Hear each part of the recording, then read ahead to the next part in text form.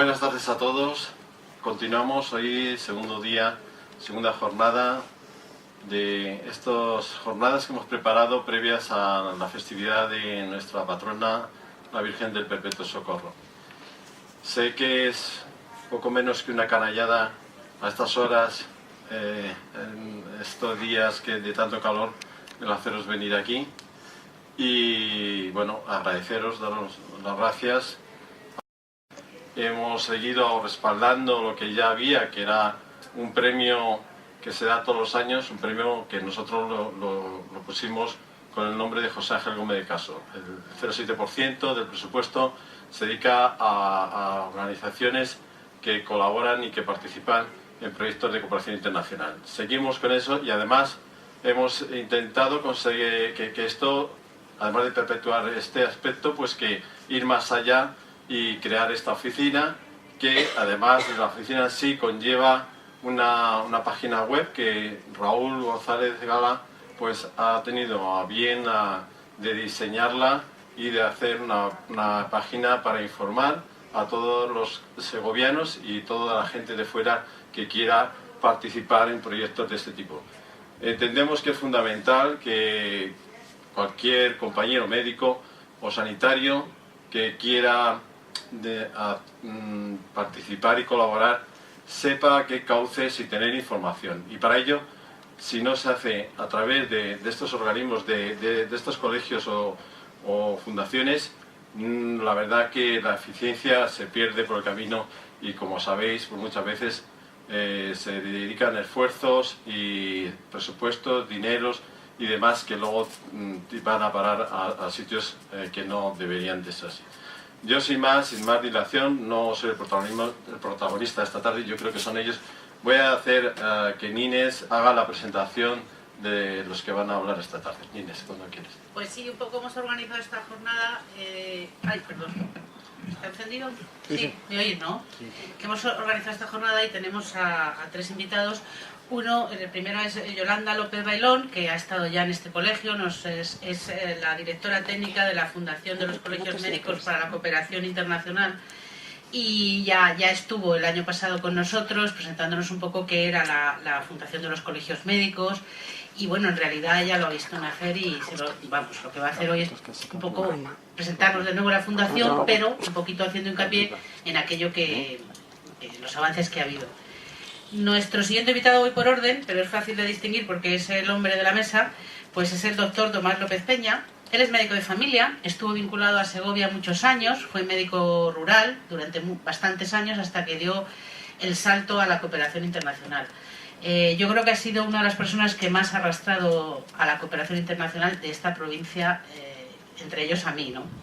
Él ha sido ex vicepresidente de Médicos Sin Frontera España y ha trabajado en varias ONGs, ha trabajado a nivel tanto en terreno como en sede, y actualmente trabaja como jefe de área de investigación para la salud global y el desarrollo del Instituto de Salud Carlos III. Y está focalizado su trabajo en temas de coordinación, gestión de investigación internacional para la lucha contra enfermedades relacionadas con la pobreza. De tal manera que, puedo decirlo, ¿no, Tomás? Él quería nombrar su charla de hoy... ¿Lo digo o no? No sea mal, pues no lo digo. Sigo. Y nuestra siguiente invitada es la doctora Cruz Ciria, que también está vinculada a Segovia de una manera también realmente entrañable y especial. Es médico traumatóloga, se formó aquí, hiciste aquí en Mir, ¿no? Pero también se lanzó a la cooperación internacional arrastrada por el doctor Carballedo. Yo creo que es la persona que más sabe de salud y del sistema de salud de Mozambique. Hombre, no me digas que no. Yo creo que sí, que es por lo menos una de las que más. Bueno, hay gente que está en Mozambique aquí ahora mismo presente, pero bueno, tu experiencia durante años y años en Mozambique, fueron muchos años, ¿no? ¿Cuántos fueron? 11 años en Mozambique.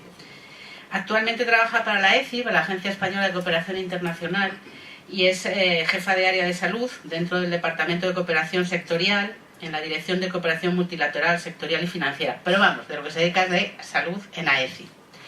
Y nada más, yo creo que vamos a empezar con Yolanda, ¿vale? Que nos va a poner un poco en el contexto de lo que es la organización médica colegial.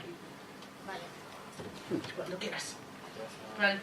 Sí, bueno, como quieras. Como quieras. Sí. Bueno, pues. Vale. Bueno, pues en primer lugar, muchísimas gracias por la invitación. Siempre es un placer venir al Colegio de Médicos de Segovia, que además he de decir que es muy activo en temas de cooperación internacional y organizando mesas en este sentido, y hoy especialmente con la inauguración de la oficina de cooperación, que ya se anunció en 2016, pero que, bueno, que hoy toma forma. Yo vengo en representación de la Organización Médica Colegial y mi papel es informar de lo que desde la institución que representa la profesión médica en España se hace en cooperación internacional y en acción humanitaria. Esta fundación nace en 2010 con el objetivo de servir de plataforma de apoyo y asesoramiento para los médicos que trabajan en este sector. Los profesionales médicos de siempre han tenido una vinculación especial con la cooperación internacional y la acción humanitaria, pero desde la organización médica se vio que era necesario crear una plataforma que centralizara todas sus necesidades, que les diera apoyo, y así surge la Fundación para la Cooperación Internacional de la OMC. Esta fundación está dirigida a todos los profesionales médicos de España, a los 52 colegios de médicos y a todas las organizaciones, instituciones, ONGs, agencias no gubernamentales, etcétera, que trabajan con profesionales médicos en sus proyectos. Las líneas de trabajo de la Fundación se han definido básicamente en 4 puntos. Fundamentalmente, esta Fundación nace como una plataforma de trabajo, intercambio de comunicación, de información y de consulta, tanto para profesionales médicos como para organizaciones que trabajan con profesionales médicos en sus programas internacionales. En segundo lugar, es una plataforma de apoyo y asesoramiento para el médico cooperante y voluntario. Hay 2 figuras legales. Esta es una profesión que tiene una legislación detrás y que conviene conocer, y nosotros desde la Fundación lo que hacemos es informar, apoyar y asesorar a aquel médico que en un momento determinado de su vida o de forma continuada como opción profesional decida trabajar en este ámbito de la cooperación internacional o de la acción humanitaria. Esto además lo hemos desarrollado a través de la implantación de un registro nacional de médicos cooperantes y voluntarios, que voy a hablar brevemente más adelante, y a través de este registro nosotros detectamos cuál era la situación de nuestros cooperantes y voluntarios y cuáles eran las necesidades que tenían y las prestaciones en las que debíamos trabajar. Como tercera línea, trabajamos específicamente en programas de formación porque consideramos que la formación es fundamental para que nuestros profesionales puedan hacer un trabajo de calidad fuera con las organizaciones en aquellos programas en los que estén. Entonces, desarrollamos programas de formación o bien de nosotros como organización médica colegial o a través de los colegios de médicos, a través de instituciones especializadas, etc. Y por último, desarrollamos programas de cooperación internacional para el desarrollo de acción humanitaria a través de organizaciones de desarrollo o directamente con los colegios de médicos. Bueno, como plataforma de trabajo, la Fundación estableció en su momento una página web que básicamente lo que hace es recoger toda la información que un profesional médico necesita conocer cuando decide intervenir en un proyecto internacional de estas características. A través de la página web nosotros hemos puesto, obviamente información de la Fundación, anuarios, cuentas anuales, memoria de actividades, etc. Y colgamos de forma dinámica publicaciones de actualidad, noticias, informes internacionales que consideramos que deben estar a mano de estos profesionales médicos sobre temas que le pueden interesar. Declaraciones internacionales, temas sobre derecho a la salud, intervenciones específicas en terreno, etc. También tenemos en la página web todas las prestaciones a las que tienen acceso los profesionales médicos a través de sus colegios de médicos, porque esta fundación está conformada por los 52 colegios de médicos de España y nosotros prestamos apoyo y asesoramiento a nuestros profesionales a través de los colegios de médicos. Damos información sobre prestaciones de seguro, oportunidades profesionales, también damos información sobre cuál es la normativa estatal y de las comunidades autónomas de la que dependen, bien sean cooperantes, bien sean voluntarios. y toda la información sobre cuáles son sus derechos y deberes, cuáles son las direcciones e informaciones de interés que deben conocer antes de desplazarse a terreno, cuáles son las organizaciones de cooperación o agencias internacionales que necesitan a profesionales médicos para sus proyectos, etcétera, etcétera. Esta es una plataforma dinámica que está constantemente actualizándose. Por otro lado, tenemos el registro de profesionales médicos cooperantes y voluntarios, que es una base de datos que recoge cuál es la situación de nuestros profesionales. Este registro sirve tanto para aquellos profesionales que ya están en activo como para aquellos profesionales que no están en activo pero que les gustaría en algún momento puntual poder intervenir en algún proyecto internacional. Este registro a nosotros nos permite conocer cuáles son aquellas áreas en las que tenemos que hacer especial hincapié, qué prestaciones deberíamos trabajar, qué necesidades de formación tienen nuestros médicos, y además es una herramienta de trabajo entre el profesional médico y las organizaciones e instituciones que necesitan médicos para sus proyectos. Pone en común tanto a profesionales como instituciones, y a través de esta bolsa nosotros lo que hacemos es dar un servicio también a la sociedad y a las instituciones que necesitan a profesionales médicos con perfiles específicos para proyectos. Es decir, es una forma de centralizar las necesidades con la demanda, y invitamos a todos los profesionales médicos que estén interesados en este ámbito a que se registren, porque además esta información va a los colegios también, y es una forma también de generar espacios de encuentro y de información sobre temas actuales que puedan interesar. La Fundación también trabaja en incidencia política, que es una forma de influir sobre políticas públicas, y lo hacemos, por ejemplo, la Fundación forma parte de campañas internacionales para la defensa de la atención sanitaria en peligro. En concreto, esta es una campaña del Comité Internacional de la Cruz Roja. Trabajamos con Cruz Roja Española, trabajamos con la Asociación Médica Mundial en la defensa de aquellos profesionales médicos e instituciones sanitarias que, con motivo de encontrarse en contextos de conflicto armado, pues se ven atacados. También hemos trabajado en la elaboración de un documento de formación precisamente para esos médicos que se encuentran en contexto de conflicto armado o que se encuentran en contextos de violencia que no son formalmente de conflicto armado. Esto pasa mucho en zonas de Latinoamérica, que por ejemplo en Centroamérica no hay una situación de conflicto armado formal, pero nuestros profesionales médicos sí que están trabajando en contextos, en situaciones de violencia extrema, y nosotros desde la Organización Médica Colegial, a través de la Fundación, hemos trabajado en todo un módulo de formación, de traducción para los hispanohablantes, para que todos los sanitarios puedan acceder a estas herramientas de trabajo.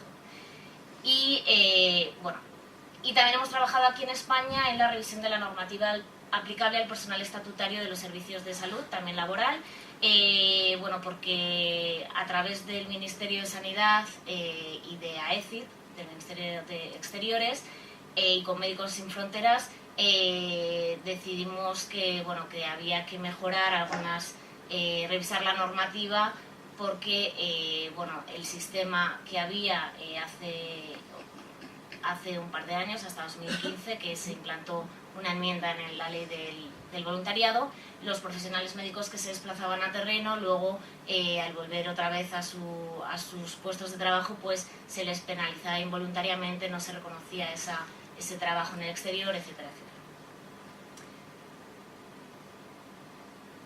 Y trabajamos también con las universidades, porque nuestra idea es que la cooperación internacional para el desarrollo y la acción humanitaria forme parte del currículum académico de los profesionales médicos ya en la carrera, y estamos trabajando con la Universidad Autónoma y con otras muchas universidades, con la Complutense,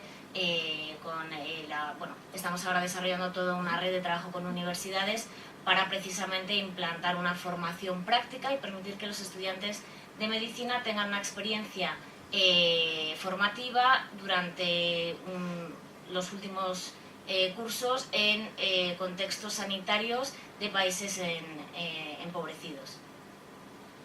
Trabajamos con el Consejo Estatal de Estudiantes de Medicina también en este sentido, y en todos los congresos de educación médica siempre incluimos mesas redondas sobre cooperación internacional, acción humanitaria y situaciones sanitarias de interés en otros países, y bueno, la idea es un poco ir implantando una formación específica ya desde las universidades. También trabajamos con los colegios de médicos de España, obviamente porque son quienes forman la red de esta fundación, en distintas jornadas de formación, y con organizaciones con las que trabajamos estrechamente, como en este caso Cruz Roja Española, Médicos Sin Fronteras, el Comité Internacional de la Cruz Roja, etc. Y luego además, a través de la fundación, hacemos formaciones propias. Por ejemplo, he puesto el ejemplo de una jornada que tuvimos sobre el papel del profesional sanitario en la trata de personas, o el segundo Congreso de Cooperación Internacional de la Organización Médica Colegial, que este año tuvo lugar en Santander, en enero, y en su primera edición en Granada, en el 2015. Tenemos programas de cooperación propios, por ejemplo, el programa de apoyo integral al Colegio Médico Saharaui, damos apoyo y asesoramiento al Colegio Médico Saharaui como institución, y además el año pasado tuvimos aquí en Segovia la posibilidad de incorporar a un médico saharaui que estuvo formándose durante un mes en el Hospital de Segovia a través de este proyecto, y gracias al Colegio de Médicos de Segovia. Y bueno, estos son un poco, nosotros estamos muy centrados en la profesionalización y en apoyar al profesional médico, tanto en nuestro país como fuera de él. Y también tenemos convenios con distintas organizaciones, en este caso con la Agencia Internacional de la Energía Atómica, también para la formación de profesionales, en este caso en Latinoamérica. Bueno, muy brevemente, simplemente hacer un balance de lo que de lo que se ha hecho desde que se constituyó la fundación hasta nuestros días, hasta 2017 en este caso, y bueno, desde 2011 a 2015, que es los datos que tenemos recogidos, porque anualmente hacemos una memoria, la de 2016 está en pleno proceso. Ha aumentado la dotación económica de todos los colegios de médicos para las actividades de cooperación internacional, apoyando a proyectos internacionales, pero también la participación y el interés por parte de los colegios de médicos en este tipo de proyectos. Básicamente los colegios de médicos lo que han estado haciendo es apoyar proyectos internacionales de otras organizaciones sanitarias, siempre en la línea de apoyo a campañas de educación en salud, fortalecimiento de la profesión médica en otros países, proyectos de construcción y habilitación de centros sanitarios, campañas de intervención quirúrgica, etc.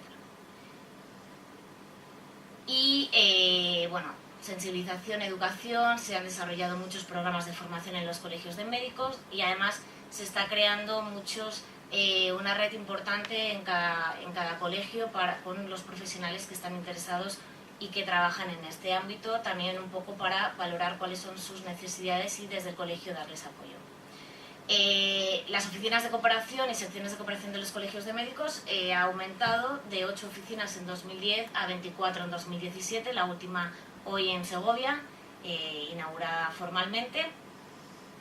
Y bueno, simplemente a grandes rasgos decir que se han apoyado más de 300 proyectos a través de 200 organizaciones e instituciones especializadas en 44 países en el último anuario, pero esto ha ido en aumento, aunque los datos ahora no los podemos decir formalmente, pero cada año hay un incremento importante. Es decir, que el balance es positivo en cuanto a que la actividad desde los colegios de médicos cada vez es mayor, el apoyo y el asesoramiento a los profesionales médicos crece, porque obviamente la demanda también es mayor, la calidad de las formaciones que se dan también crece, y eso es fundamental gracias a la labor que se hacen desde las oficinas de cooperación de los colegios de médicos. Por eso es tan importante que Segovia tenga también ese punto de encuentro para los profesionales médicos de la provincia, que puedan saber dónde dirigirse y cuál es su situación, qué pueden hacer, etcétera, para trabajar en este ámbito. Y básicamente, ya por finalizar, los retos desde la Fundación es servir de plataforma de trabajo, de consulta y de intercambio de información como hasta ahora, pero obviamente siempre con el interés de mejorar prestaciones, de detectar nuevas necesidades, de hacer unas alianzas con otras organizaciones del sector que básicamente favorezcan que que la labor que desarrollan nuestros profesionales en terreno sea cada vez mejor, de mayor calidad y en las mejores condiciones, ofrecer apoyo y asesoramiento, fortalecer la profesión médica dentro y fuera de nuestras fronteras, porque nosotros como institución que representa la profesión médica estamos especialmente interesados en hacer hincapié en la profesionalización y el fortalecimiento de esta profesión, y luego bueno, desarrollar proyectos de formación, capacitación y garantizar que el código deontológico bueno, también se ponga en práctica cuando nuestros profesionales viajan fuera, trabajan en intervenciones sanitarias con motivo de emergencias humanitarias o de programas de cooperación más longitudinales, pero la idea es que cada vez se dé una prestación de mayor calidad y que se profesionalice mucho para que al final nuestro objetivo, que es atender a poblaciones vulnerables o necesitadas, pues sea de calidad. Bueno, defender el derecho a la salud y el derecho internacional humanitario, que en ese sentido estamos con varias campañas ahora mismo. Y nada, bueno, básicamente esto es un poco lo que hace la organización médica colegial a través de la fundación, y lo que los colegios de médicos a través de sus oficinas de cooperación pueden ofrecer a sus profesionales médicos. Ya estamos. Muchas gracias. Pues Yolanda, muchísimas gracias. Entonces, como tú ya nos has puesto el contexto donde este Colegio Oficial de Médicos de Segovia se va a integrar, pues ahora voy a contar yo un poquito de dónde venimos y por qué se pone en marcha este Colegio de Médicos, ¿vale? Pues Raúl, corto esto porque voy a hablar desde allí. Vale. ¿Entonces corto este? No te preocupes, porque se atenúa. Te pongo la presentación. Sí. La pechifrina.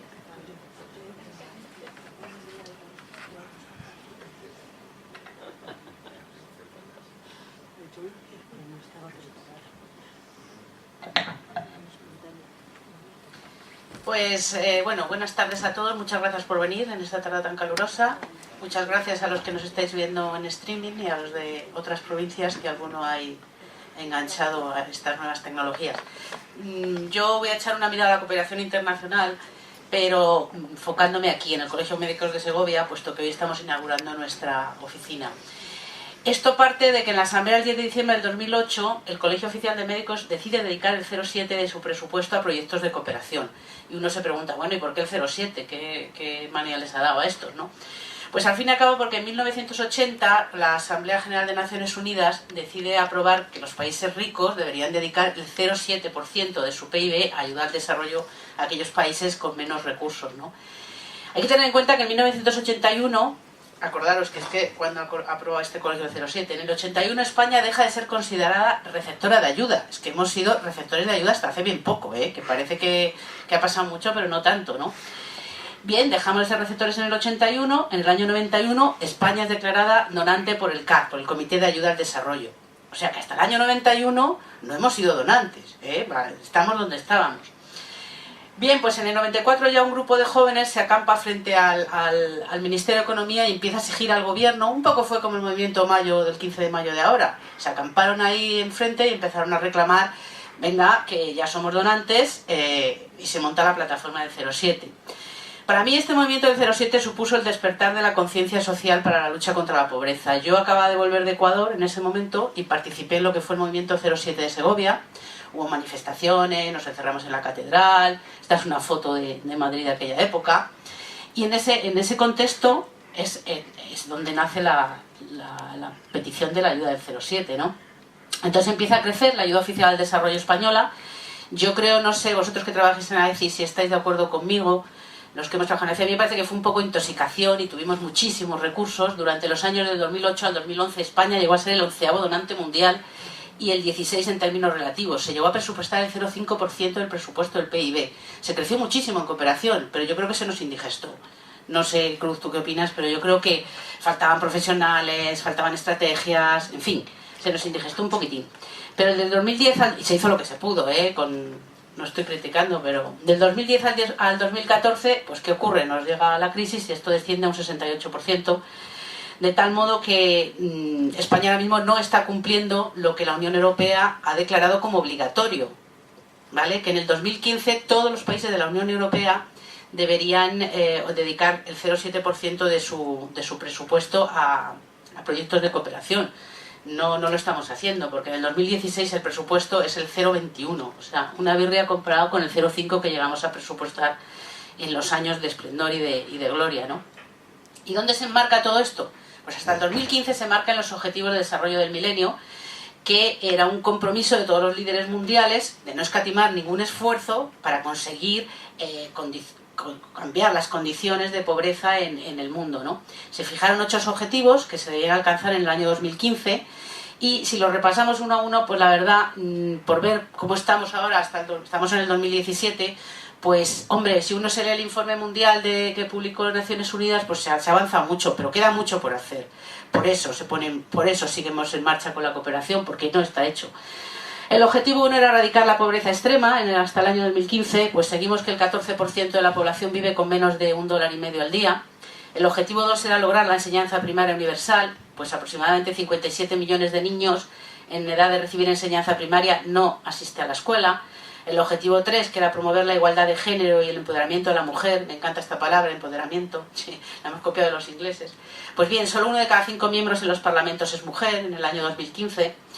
El objetivo 4, que era reducir la mortalidad de los niños menores de 5 años, pues bueno, la tasa mundial de mortalidad en niños menores de 5 años es de 43 muertes por 1000 niños nacidos vivos, que eso es una barbaridad. El objetivo 5, mejorar la salud materna, pues todavía estamos que el 29% de los nacimientos en todo el mundo no están atendidos por personal sanitario, con las condiciones y el aumento de mortalidad que eso conlleva. El objetivo 6, que es combatir el VIH, SIDA y otras enfermedades, pues, por ejemplo, como datos, se estima que solo el 36% de personas que viven con VIH están recibiendo tratamiento antirretroviral en el 2013. El objetivo 7, que era garantizar la sostenibilidad del medio ambiente, pues ¿qué os voy a contar del medio ambiente? Cómo han ido subiendo las emisiones de dióxido, ¿no? Y cómo estamos. Y por fin, el último objetivo, que es fomentar una alianza mundial para el desarrollo. Pues desgraciadamente en el 2014 solo países como Dinamarca, Luxemburgo, Noruega, Suecia, Holanda, el Reino Unido, lo tengo aquí pero yo tengo mis dudas, continúan superando las metas del 0,7% de presupuesto para proyectos de cooperación. Cabe decir y reseñar que, por ejemplo, países como Irlanda, a pesar de la crisis y de la crisis que han sufrido tan dura como España, no han reducido su presupuesto y siguen manteniendo el 0,5, que era el mismo que tenían antes de la crisis, ¿no? No os voy a aburrir a datos, pero solo digo para justificar, ¿no?, que a pesar de esta estrategia mundial, pues la verdad es que se ha avanzado, pero no se ha conseguido erradicar la pobreza en el mundo, ¿no? Por ejemplo, con estos datos, ahí ves la mortalidad materna. El primero, esto es la tasa, y este es el número de muertes total.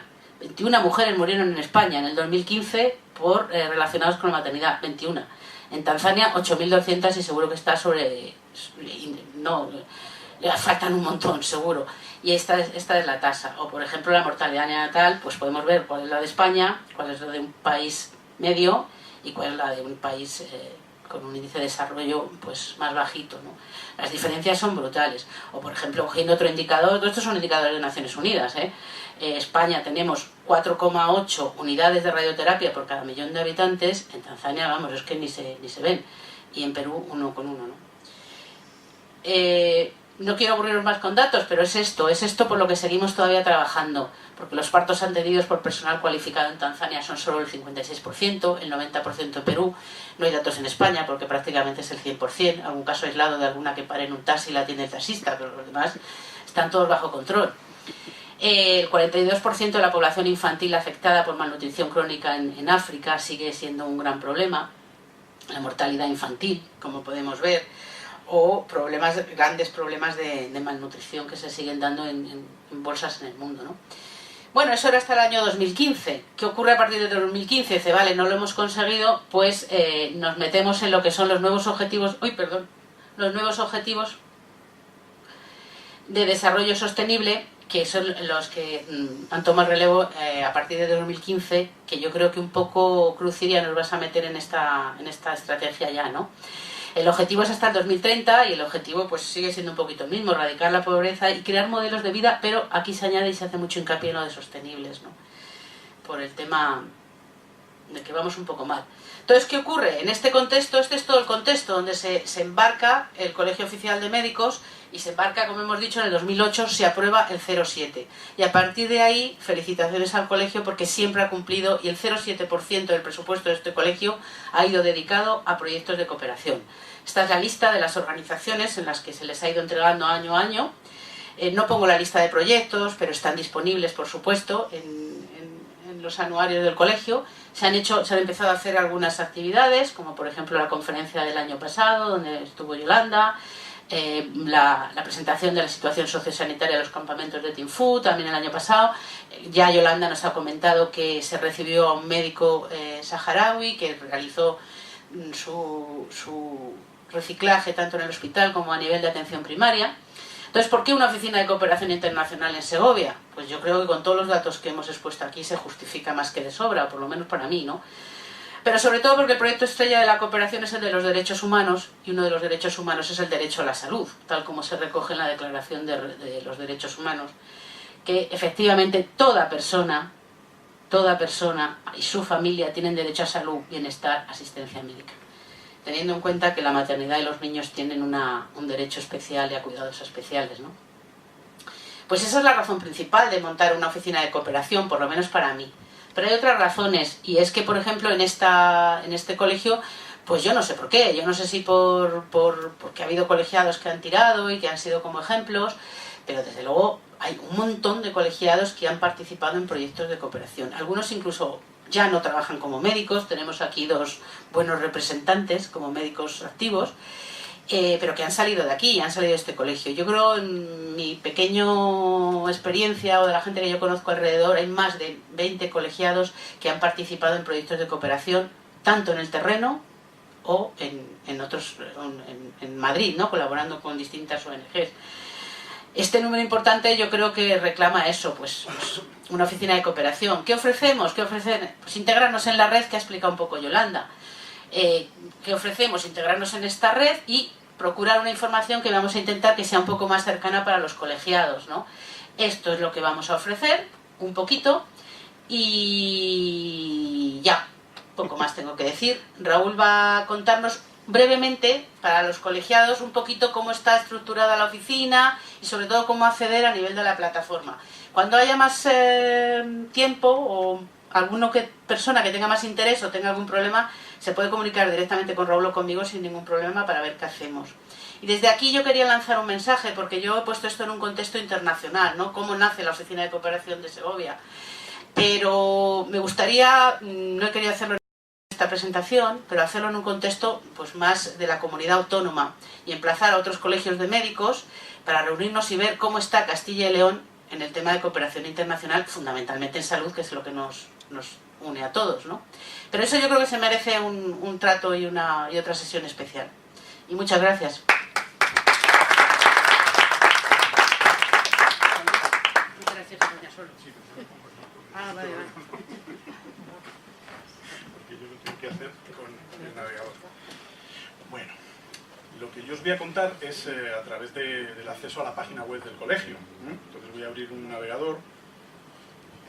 No sé si todos sabéis cuál es la página del colegio, si no voy a aprovechar para hacer publicidad de la página del colegio. Si no sabéis exactamente la dirección, con que pongáis Colegio de Médicos de Segovia en el Google, pues os va a salir directamente y veréis que es consegovia.com. ¿Vale?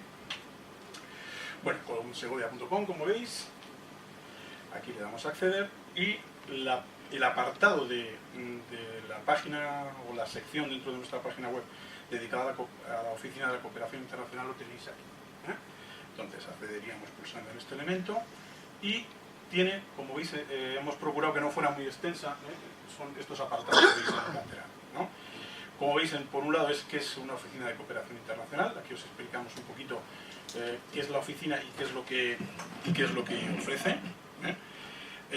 Alguna documentación de interés como es el Real Decreto, que también lo ha comentado Yolanda.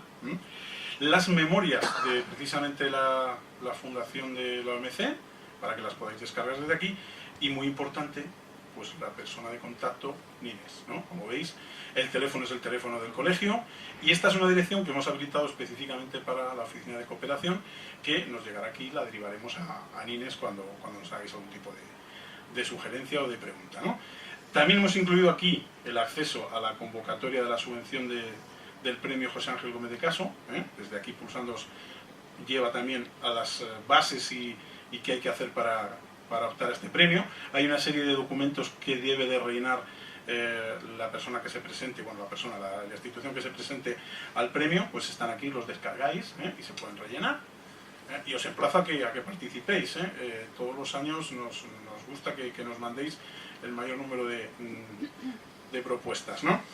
Oportunidades profesionales de voluntariado. Este es un acceso también a la página que tiene la Organización Médica Colegial, donde tiene todas las ofertas que van publicando de cooperación.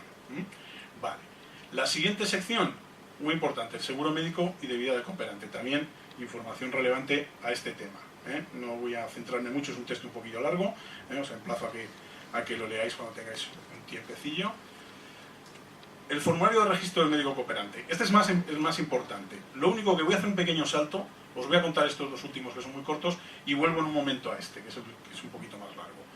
La normativa estatal y autonómica, que también creo recordar que Yolanda has hecho mención a ello, ¿no? Aquí nos hemos centrado básicamente también en la de Castilla y León, aunque están las estatales. El certificado de idoneidad profesional. Esto es muy importante, no sé si lo conocéis. Cuando alguien sale a trabajar al extranjero, no necesariamente a cooperar, es muy importante pedir al colegio el certificado de idoneidad profesional. Lo más normal es que os lo pidan si vais a trabajar en el extranjero desde allí. La OMC os recomienda que no salgáis a cooperar sin este certificado. Es muy fácil de solicitar. Antes tardaba un poquito en recibirse, ahora es instantáneo. O sea, en cuanto nos lo pedís, entramos en una plataforma que tiene la OMC y se genera automáticamente y os manda una copia por correo electrónico a vosotros. Nosotros nos solemos quedar también con una para reenviarla por si acaso. Es instantáneo, no hacer pereza en este apartado porque es muy rápido. Vuelvo al formulario de registro. En el formulario de registro es donde os vais a poder dar de alta en la página de la OMC. Tenéis dos apartados, un formulario para darte de alta por primera vez y otra sección cuando ya te has dado de alta y poder entrar a añadir tu perfil.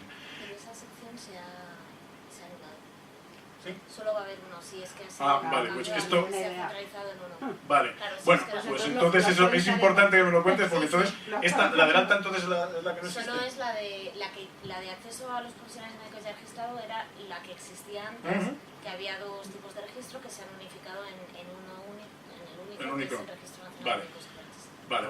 Entonces, de todas maneras, yo os voy a dar un segundo aquí. Este es el que nosotros tenemos ahora puesto para darte de alta por primera vez, ¿no? Ese es el único que hay ahora. El único. Bueno. Vale. Porque entonces este otro, que es el que nos dio guerra los últimos días, ¿no? Que fue aquel... Sáltatelo.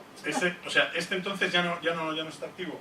Bueno, Porque desde es aquí... el mismo, lo que pasa es que cuando ya está registrado metes tus claves. Eso. Sí. Pero entonces sigue estando en activo. Sí, pero si vuelves a la pestañita anterior... El anterior, Cuando dice acceso a los profesionales... Vale, sí, efectivamente. El primero y el otro es cuando ya está registrado. Vale, es que había uno que Sí, igual, ya sé cuál dices. Es el que os llamamos para decir que estaba. Sí, Vale. sí. Nosotros hemos mantenido los dos que sí que hemos visto que estaban vivos. Vale. Retrocedo entonces un segundito y concretamos. Os decía, este es el que es para darte de alta por primera vez, ¿no? O sea, tú no te has registrado nunca en la página de la OMC, entonces vienes aquí y te pregunta lo siguiente. Como nosotros tenemos una cosa que es el Registro Nacional de Colegiados, si ya estáis dados de alta, en cuanto vosotros seleccionáis a qué colegio pertenecéis, por ejemplo, voy a buscar aquí Segovia, primera colegiación. Bueno, esto tenéis que entenderlo, es algo que aquí no me voy a quejar mucho, pero es algo que llevamos un tiempo diciendo que es un poco complicado. No sé si todos conocéis cómo funciona el número de colegiado. El número de colegiado funciona de la siguiente manera. Los dos primeros dígitos reflejan la provincia de ejercicio. Los dos siguientes reflejan dónde se colegió uno por primera vez. Entonces, este hace referencia a eso. Por poneros un ejemplo, si te colegiaste por primera vez en Segovia, aquí aparecerá 40. Entonces, cuando tú vuelves a elegir aquí Segovia, veréis que aparece, o debería aparecer ahí automáticamente 40. Y luego tú ya registrarías esto. En todo caso, tampoco os agobiéis con esto. Si llegáis a este formulario y no tenéis claro algo, pues nos dais un telefonazo. Oye, Raúl, ¿esto cómo va? Que yo no me entero del número aquí que hay que poner. Pues os lo decimos inmediatamente. Entonces, una vez que tú rellenaras esos datos, ¿no? Pues validarías la autocompletación, y te devuelve los datos, tus datos, y te dará un usuario y una contraseña. Con ese usuario y una contraseña accedes al otro formulario, que es este de aquí, el de acceso a la zona de cooperante. Con ese usuario y esa contraseña tú accedes y puedes definir una cosa que se llama perfil. No sé si quieres, Nines, que hagamos una pequeña prueba o no merece la pena. No merece la pena. Bueno, lo dejamos para otra vez, o lo dejamos para que el que queráis hacerlo, si tenéis dudas, nos lo decís. Sí que he de deciros que no es un formulario complicado, pero sí es un formulario un poco largo de rellenar, porque nosotros que hicimos una pequeña prueba nos llevó un buen rato. O sea, no os agobiéis, o sea, tampoco le deis por hacerlo todo el primer día, no pasa nada porque él guarda los datos hasta donde has llegado. Os lo digo porque tiene muchos apartados, por ejemplo, si has cooperado en muchos sitios, pues para que puedas añadirlos. Entonces puede ser un poco tedioso en cuanto a largo, no difícil, en cuanto a largo el rellenarlo. Entonces tenerlo en cuenta. Cualquier problema que tengáis a la hora de rellenar ese formulario, nos lo decís. Oye, estoy intentando rellenar esto y no sé qué hay que poner aquí. Pues nos pegáis un telefonazo, nos mandáis un correo y os lo contamos gustosamente. Vale, entonces, concretando un poquito. En la parte que hemos designado a la oficina de cooperación, os hemos incluido todos estos apartados.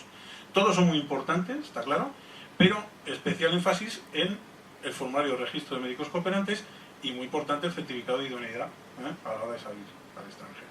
¿De acuerdo? Y ya os digo, cualquier cosa nos tenéis a Nines y a mí para solventar las dudas. ¿De acuerdo? Muchas gracias.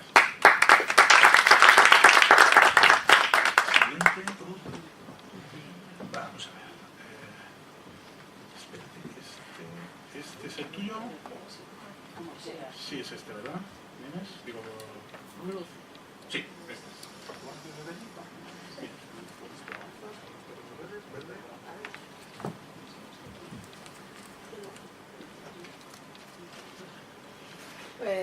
En primer lugar, quiero dar las gracias al Colegio de Médicos, a su presidente y a todo el equipo. Estoy encantada. Me creo que estoy... decir que estoy encantada de estar aquí en mi colegio de médicos y que agradezco muchísimo al presidente y a todo su equipo y a Nines por haberme invitado. Y bueno, pues no sé si va a ser un poco demasiado teórico este comentario pero bueno, también hay que decirlo, ¿no? Yo creo en algunas cosas. Un poco pensaba hablar sobre la Agenda 2030, que ya ha dado algunas pinceladas Nines muy interesantes. Avances en salud en países en desarrollo, que me parece que también merece la pena hacer un comentario sobre ello. Actuaciones de la Cooperación Española en Salud, porque yo en estos momentos trabajo en la Agencia Española de Cooperación para el Desarrollo, y un poco comentar lo que se hace allí y los retos y oportunidades que aparecen en esta nueva etapa. Bueno, quizá esto, como ya ha hablado Nines, pues un poco la agenda internacional en la que se mueve, en la que se desarrolla estas actividades de cooperación, pues como muy bien ha explicado, fueron hasta el año 2015 los Objetivos de Desarrollo del Milenio, que parece que es una cosa muy teórica, pero luego cuando uno vive la realidad, digamos, se da uno cuenta de la importancia que tienen estos planes y estas estrategias, ¿no? Cómo modifican o cómo influencian en lo que luego se hace o cómo se desarrollan luego los sistemas de salud en los países en desarrollo. Entonces, yo creo que merece la pena comentarlos. En septiembre de 2015 se aprobó en la Asamblea de Naciones Unidas de todos los países, aprobó la Agenda 2030, que tiene 17 objetivos en vez de 8 como tenía entonces, y es una agenda muchísimo más amplia, y tiene como cambio respecto a la agenda de los ODM. Los ODM eran más enfocados a apoyar al desarrollo a los países que todavía no lo han conseguido, a los países en desarrollo. Esta es una agenda universal. Todos los países estamos en igualdad de condiciones, y todos los países van a tener que justificar qué es lo que hacen para avanzar en equidad, para avanzar en el desarrollo de estos objetivos de desarrollo sostenible, ¿no? Es universal, todos los países estamos involucrados, lo mismo Mozambique que España, que Estados Unidos, ¿no? La responsabilidad principal es de los Estados, por supuesto hay responsabilidad, requiere implicación de todos los actores, por supuesto la sociedad civil, todas las personas, la población, pero la responsabilidad principal, quien tiene que de alguna manera prestar cuentas, van a ser los Estados. Tiene que ser una agenda sostenible, con una agenda muy importante social, económica y medioambiental, con un enfoque integrado. Todos los objetivos están interconectados. Es difícil avanzar en uno si no se avanzan los demás. Bueno, un poco los ODMs y ODS comparados, como ya ha explicado muy bien Nines, no merece la pena entretenerse. Digamos que aquí están explicados un poco los 17 objetivos de esta nueva agenda, en la que tenemos que todos los países, en teoría, trabajar para el desarrollo global y sostenible del planeta, ¿no? Entonces, son 17, el primero es, bueno, lucha contra la pobreza, lucha contra el hambre. Como estamos, digamos, en el colegio de médicos, pues un poco el que más nos interesa, de alguna manera, es el objetivo 3, que es el objetivo que hace referencia a la salud. Aunque todos hacen referencia a la salud, porque la salud, como sabéis, está influenciada por todos los determinantes sociales, es fundamental la educación, fundamental la igualdad de género, fundamental el acceso al agua potable, a la energía, a la vivienda digna, en fin, una serie de objetivos que tocan un poco todos los sectores, ¿no? Quizá para referirnos al objetivo, como hemos dicho, bueno, que está en el último punto, todos los ODS, todos los Objetivos de Desarrollo Sostenible inciden en la salud, ¿no? Que es un objetivo prioritario de desarrollo. Y todos inciden en determinantes sociales, pero el que es específico de salud es el ODS 3, el Objetivo de Desarrollo Sostenible 3, que dice asegurar vidas saludables y promover el bienestar para todas las edades, que es un objetivo muy amplio, como vemos, ¿no? Los Objetivos de Desarrollo del Milenio eran muy concretos y específicos, avanzar en la mortalidad infantil, mortalidad materna, mortalidad por enfermedades infecciosas, pero es un objetivo amplio. Y hay una serie de metas muy interesantes en las que se incluyen, por supuesto, las que no se han alcanzado de los Objetivos de Desarrollo del Milenio, principalmente la mortalidad materna, que es un objetivo que pocos países en desarrollo han alcanzado, porque yo creo que aquí hay que decir, porque para ello hay que invertir en sistemas de salud, hay que invertir en servicios integrados de salud, y eso es lo más difícil, ¿no? El hacer programas es más fácil, pero el invertir en sistemas de salud es lo que tiene mayor dificultad para países que no tienen recursos, por así decirlo.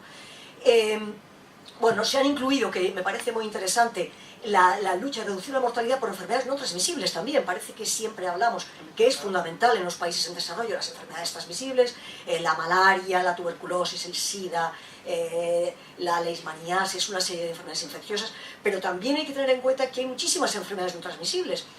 Y muchas veces no es que aparezcan, ahora a veces dice, es que aparecen en los países. Lo que pasa es que a medida que los países son capaces de diagnosticar, aparecen, digamos, si no hay nadie que lo diagnostique, hay cero, por así decir, ¿no?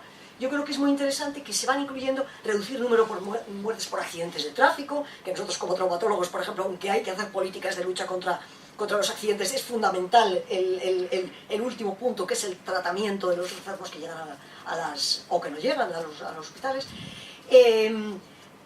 Lograr la cobertura sanitaria universal, ese es el punto, el 3.8, digamos, la meta 3.8, que de alguna manera se considera un poco en los ámbitos así, digamos, teóricos, internacionales, pues un poco el objetivo que englobaría a todos los demás, ¿no? Porque es el objetivo, lograr la cobertura sanitaria universal. Quiere decir que con protección de riesgos financieros, que las personas no tengan que arruinarse para conseguir los servicios de salud que necesitan. Y ahí van incluidos todos, ¿no? Todos los servicios de salud. Naturalmente es un objetivo infinito, ¿no? Porque nunca se puede alcanzar la cobertura de todo lo que podríamos tener acceso, ¿no? Ni siquiera en los países más desarrollados. Pero bueno, yo creo que está bien el tenerlo ahí como un objetivo al que hay que tender, ¿no? Bueno, investigación y desarrollo de vacunas y medicamentos, el aspecto absolutamente fundamental, aumentar la financiación de la salud, bueno, reducir la mortalidad por contaminación, una serie de metas muy interesantes. Entonces, de alguna manera el objetivo, el ODS 3.8, que es la cobertura universal, es la oportunidad para fortalecer los sistemas de salud. También los que trabajamos en salud, en cooperación, entre comillas, ¿no? Pues un poco una especie de mantra es siempre el fortalecimiento de los servicios nacionales de salud de los países. Y yo creo que pero nunca se consigue, pero este es de alguna manera una oportunidad, ¿no? que da esta agenda internacional, global, que bueno, veremos a ver su utilidad. Algunos comentarios sobre los sistemas de salud de los países en desarrollo, ¿no? Yo creo que cada país desarrollado o en desarrollo tiene un sistema de salud, tiene un sistema de financiación, tiene un sistema de organización de salud. Unos tienen un enfoque, en nuestro caso, que es un ejemplo modelo y ejemplar, el sistema de salud español es un sistema financiado por impuestos de todos los españoles, un sistema con cobertura universal, en teoría, donde todos tenemos acceso a, bueno, entre comillas, ¿no? Todos, porque luego tampoco es todo, pero bueno, todo el mundo tiene acceso a todos los servicios, pero en muchos de los... pero bueno, cada país tiene su propio adapta su sistema de salud. Hay que decir que yo creo que es importante resaltar, ¿no?, que los países en desarrollo han hecho enormes esfuerzos y han conseguido enormes logros, que a veces no lo decimos suficientemente, ¿no? Parece que solamente a través de la cooperación. Yo creo que ellos mismos son los primeros que trabajan incansablemente, o la mayoría, por lo menos muchos de los países que yo conozco, ¿no?, o con los que trabaja la cooperación española. Y han invertido en estos últimos años muchísimo en determinantes sociales, en acceso a agua potable, en acceso a nutrición infantil, en acceso a vivienda, aunque todavía quedan, por supuesto, infinitos retos y desafíos, ¿no? Y los ministerios de sanidad de muchos, principalmente de los países de África subsahariana, elaboran unos planes estratégicos nacionales de desarrollo del sector. Es muy interesante porque eso fue una condición en los años 90 del Banco Mundial para dar unos préstamos, dar fondos, tenían que elaborar unos planes de desarrollo del sector, y todos estos planes han ido evolucionando y cada vez son unos planes más completos y más interesantes y apropiados, y además se ejecutan, ¿no? Muchos de ellos hacen un seguimiento, en fin. Yo creo que es interesante poner en la agenda que ellos son los protagonistas de su propio desarrollo, ¿no? Entonces, bueno, pues hay una serie de pilares que la Organización Mundial de la Salud ha definido, como son la prestación de servicios, invertir en personal de salud, en recursos humanos, sistemas de información, acceso a medicamentos esenciales, financiación, que es fundamental, y la gobernabilidad de los sistemas. Es muy importante también reconocer que muchos de los países, la mayoría, diría, por lo menos los que yo conozco, han aumentado el gasto per cápita en salud. Etiopía es un ejemplo muy relevante, porque ha ido aumentando del 4,5% de su PIB en 2007 hasta el 5,2% al 6%, que aunque sigue siendo muy bajo todavía, pero invierte muchísimo en otros determinantes. Por ejemplo, Etiopía, hoy por hoy, invierte el 28% de su PIB en educación. Y eso es algo que me parece importante decir también, ¿no? Tenemos que ser conscientes que ellos hacen enormes esfuerzos. Y en educación han avanzado mucho, en acceso a agua potable han avanzado mucho, y en salud invierten un porcentaje menor, ¿no? Pero ellos también consideran que de alguna manera el avanzar en estos determinantes es el primer paso, ¿no?, para avanzar, para mejorar la salud. Y luego es importante ver que los servicios nacionales o sistemas, ¿no?, porque con sus componentes privados y públicos, han aumentado el acceso a cuidados primarios de salud. Yo creo que eso es una realidad. Han aumentado su capacidad de vacunar, de prevenir, de promover la salud, de cuidados primarios, ¿no? Y en muchos países se han alcanzado, como decía Nines, muchos ODMs. Por ejemplo, bueno, pongo el caso de Etiopía porque es un caso bastante relevante. Ha alcanzado el objetivo de reducir la mortalidad infantil, de reducir la mortalidad por enfermedades infecciosas. La mortalidad materna es asignatura pendiente, aunque ha mejorado también, ¿no? Como vemos, por ejemplo, la financiación del sector salud en Etiopía ha ido aumentando, va aumentando progresivamente y sigue aumentando. Ahí se para un poco en 2011, pero ha seguido aumentando durante este tiempo. Lo que pasa es que eso es importante digamos, algunos retos de los sistemas de salud, ¿no? Yo creo que quizá ha habido un foco mantenido en programas verticales, que de alguna manera ha hecho que se desarrollen programas de malaria, programas de tuberculosis, que ha mejorado mucho la lucha contra esas enfermedades, pero no ha sido capaz de desarrollar los sistemas de salud como un todo, ¿no?, que es lo que tenemos nosotros en España. Nosotros, yo creo que desarrollamos primero nuestro sistema de salud antes que el enfoque por enfermedades, creo yo, en mi bueno, desconocimiento quizá de muchos aspectos. Hay como decíamos, hay distintos modelos de financiación y organización, y hay una insuficiente inversión en salud. Es muy escasa la inversión en salud. En los países desarrollados se ha invertido mucho en los sistemas de salud. En los países en desarrollo, como tienen un PIB muchísimo más reducido, invierten muchísimo menos, con lo cual es casi imposible que puedan avanzar en desarrollar un sistema de salud integral y completo. Y los sistemas de salud, a pesar de que han mejorado muchísimo, y eso tengo que recalcarlo muchas veces, están un poco estancados de alguna manera, ¿no? Y se estancan en el primer nivel de asistencia.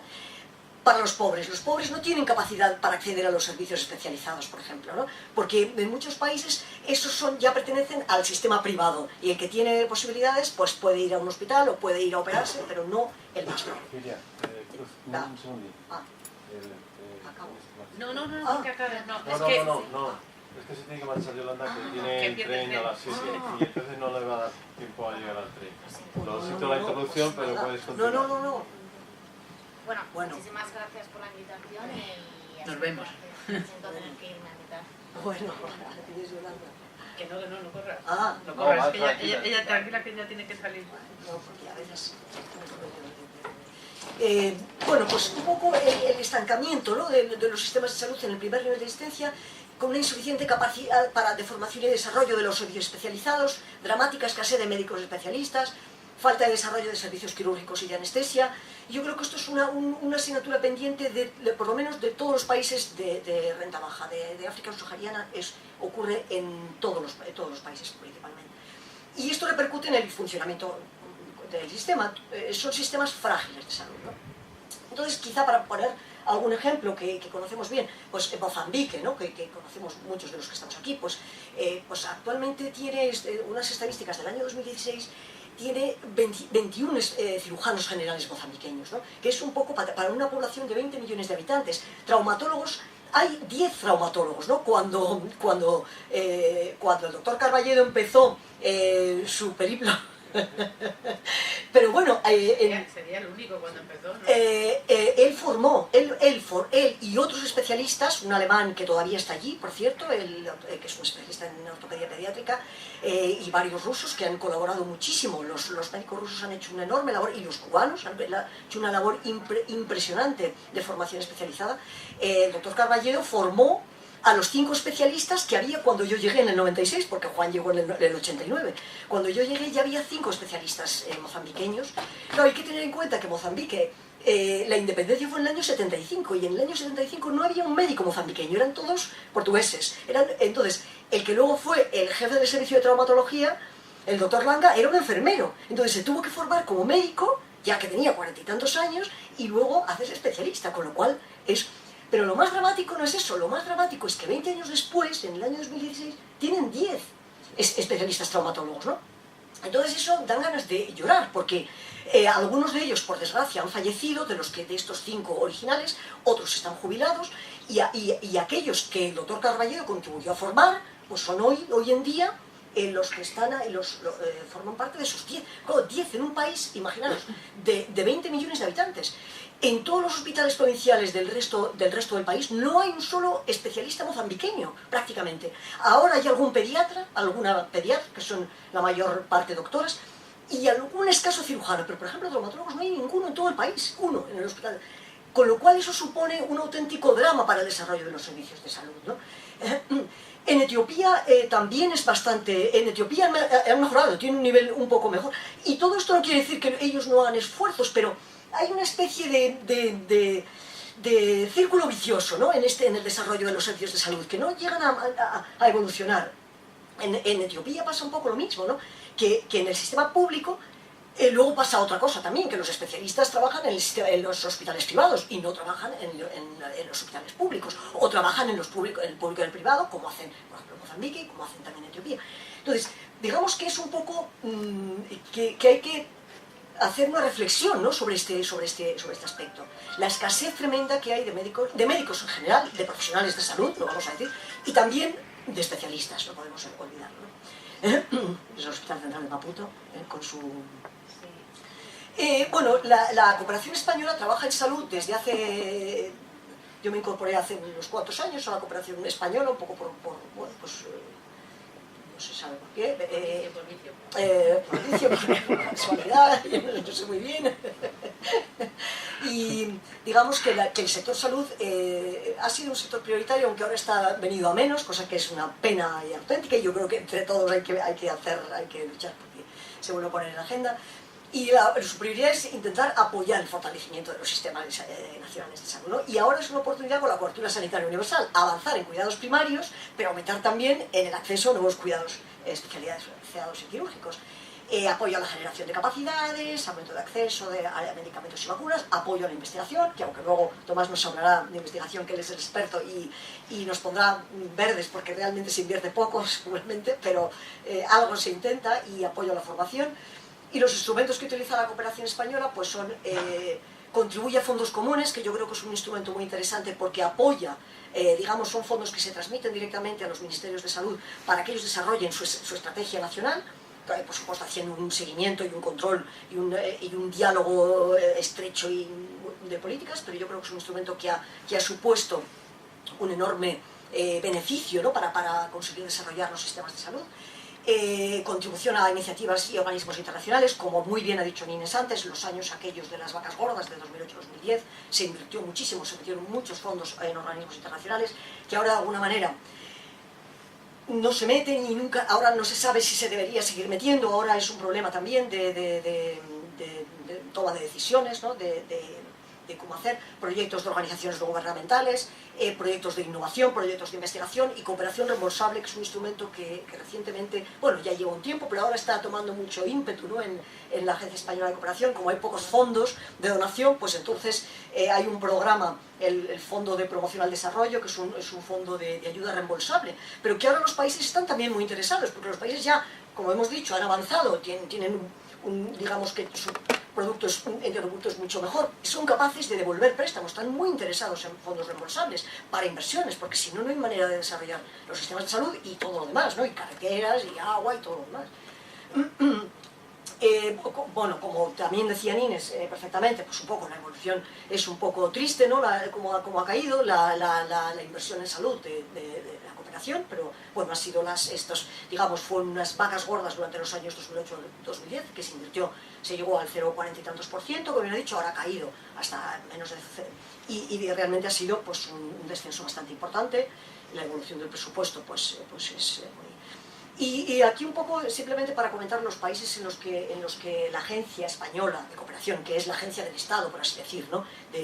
Bueno, por así decir, no, la que es la agencia del Estado que trabaja en cooperación, que se dedica a la cooperación, pues hay una serie de países que son pocos, por desgracia, en los que se trabaja en salud. Entonces está limitado de alguna manera la cooperación española a trabajar en estos países prioritarios. Los fijadores externos. Pero también existen, digamos, oportunidades en estos momentos, ¿no? A pesar de todas estas restricciones financieras, la cooperación va a seguir siendo un componente. Por lo menos eso ha dicho el nuevo ministro, y eso ha dicho el secretario de Estado, y eso dice el director de la agencia, que va a seguir siendo, es un componente prioritario de política exterior, es muy importante, yo creo que se va a mantener con todas sus, en fin, vicisitudes, ¿no? Parece que hay unas perspectivas de incremento de fondos no reembolsables en el próximo año. Como hemos dicho, la cooperación desarrolla nuevos instrumentos de cooperación reembolsable que son muy apropiados para inversiones y a los países les interesa mucho, a muchos de los países, no a todos. Y está desarrollando unos programas de apoyo técnico especializado, porque muchas veces los países necesitan apoyo técnico, y ahí es un poco donde la Fundación de Colegios de Médicos, donde los colegios de médicos, donde los profesionales podemos contribuir también, ¿no? Aparte de, por supuesto, el programa que inició el doctor Carballedo en los años 90, que fue decisivo y ha sido el germen de todos estos programas de formación especializada. En Mozambique ha sido el pionero de establecer ahora un programa ya, digamos, formal de la cooperación española, porque Juan en aquellos tiempos trabajaba principalmente a través de una ONG, aunque estaba financiada también por la agencia, pero es un programa puramente de la agencia, para apoyar la formación especializada que se está iniciando en Etiopía, en Bolivia, en Níger, y bueno, en identificación en varios países, ¿no? Otros programas de apoyo técnico. Entonces es muy interesante, ¿no? el establecer relaciones entre las necesidades de los países en desarrollo, particularmente de capacitación técnica, con la oferta que tenemos aquí de profesionales que están disponibles a trabajar en países en desarrollo, ¿no? Y bueno, un poco las excelencias del sistema sanitario español, que son reconocidas internacionalmente. Y bueno, pues un poco para terminar, las oportunidades, esta nueva agenda inclusiva yo creo que es una oportunidad, ¿no? para que se incorporen nuevos actores a la cooperación, no solamente las organizaciones no gubernamentales, sino los servicios autonómicos de salud, las sociedades científicas, las organizaciones profesionales, colegios de médicos, fundaciones, los profesionales, para colaborar y participar en actividades de cooperación al desarrollo, digamos que poniéndose a las órdenes, por así decir, de los países y de sus necesidades. Es necesario que la agencia española, que ahí es una asignatura pendiente, firme acuerdos con estas instituciones, acuerdos de colaboración claros y específicos, una transferencia de conocimiento entre iguales, y bueno, un poco yo creo que es importante esta idea de transferir el conocimiento. Yo creo que muchas veces en todos estos países hay brigadas de médicos, como no consiguen tener médicos especialistas, contratan brigadas de médicos cubanos, de médicos coreanos, de médicos... Pero España yo creo que tiene la oportunidad de, además de eso, apoyar la formación especializada, y la formación en general, no solamente especializada, un poco también la visión de un especialista, ¿no? Pero yo creo que todo, apoyar la formación inicial, apoyar la formación, la capacidad de los países para formar a sus propios profesionales, ¿no? Y para terminar, me parece interesante comentar que, como sabéis, ha sido elegido un nuevo director general de la Organización Mundial de la Salud el 23 de mayo de este año. Es el doctor Tedros Adhanom, es el anterior ministro de Salud de Etiopía. Y yo creo que es una persona estupenda, que tiene un compromiso para la cobertura sanitaria universal, tiene una visión de la necesidad del fortalecimiento de los temas de salud, de la inversión en salud. Yo creo que él va a promover que todos los países, empezando por los más pobres, inviertan en salud, además de todo lo que puedan conseguir, digamos, de apoyo de la cooperación. Y inversión en salud e impulso también a programas de formación especializada. Siempre le gustaba mucho al doctor Tedros brigadas plurinacionales, pero no solamente para trabajar como especialistas, sino para aportar la capacidad del sistema y que sean ellos capaces de formar y de gestionar, que eso es fundamental, a los propios profesionales. Y bueno, nada más, yo creo que es una oportunidad muy buena del Colegio de Médicos, que reúne a todos los profesionales, en este caso de Segovia, pero de toda la red de colegios de médicos, para aportar todo este enorme conocimiento que tienen a través de sus profesionales, pues un poco para aportar a las necesidades que los países van requiriendo. Y nada más, muchísimas gracias, y esta playa es Isai, y nada, pues encantada de estar aquí con vosotros.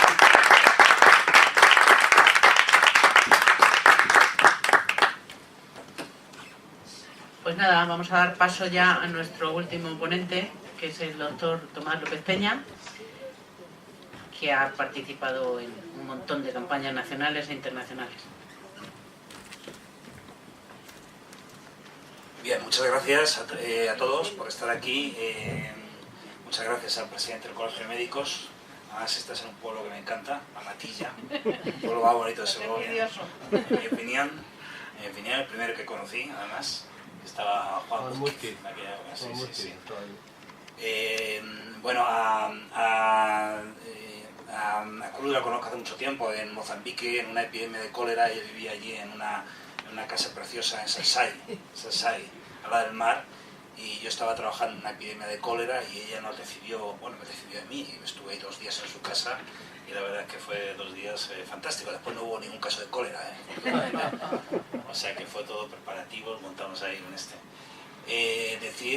Bueno, saludar a los espectadores que están ahí.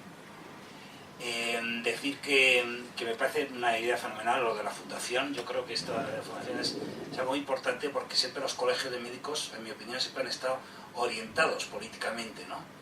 Oye, la candidatura de tal, la candidatura de cual, ¿no?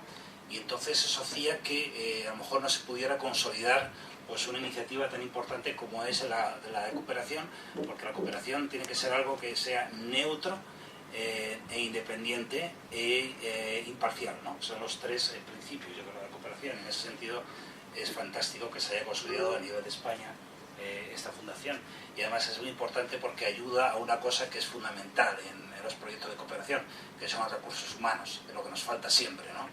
El proveer de recursos humanos especializados y de formación.